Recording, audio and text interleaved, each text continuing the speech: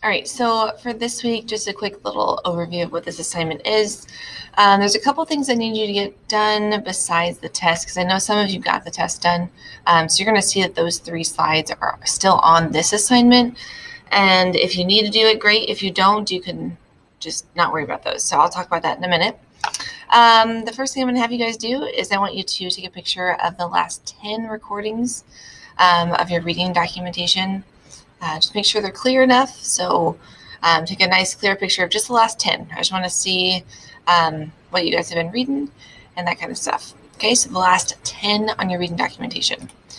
On here, you're going to click on this link and it's going to take you to a Google form. There's just some questions I want you to fill out. So you can go ahead and click on that one.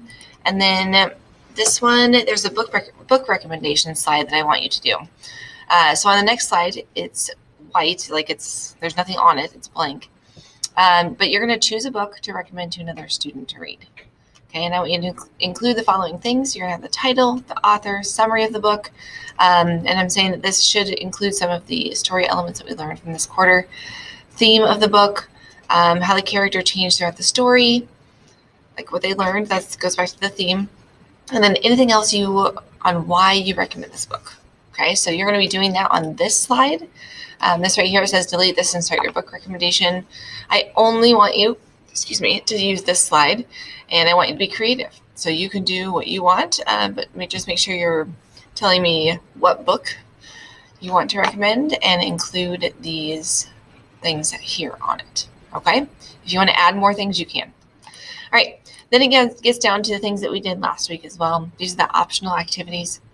These are if you wanted to practice before taking the test.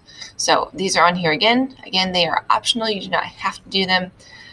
This right here, if you click, it will give you more instructions on what to do because there are some pages in your notebook that you will use for this slide and this slide because, again, they're both optional for taking your test.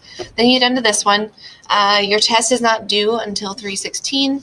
Some of you got done with it last week. So again, if you already got done, you can ignore this slide. No worries about this one.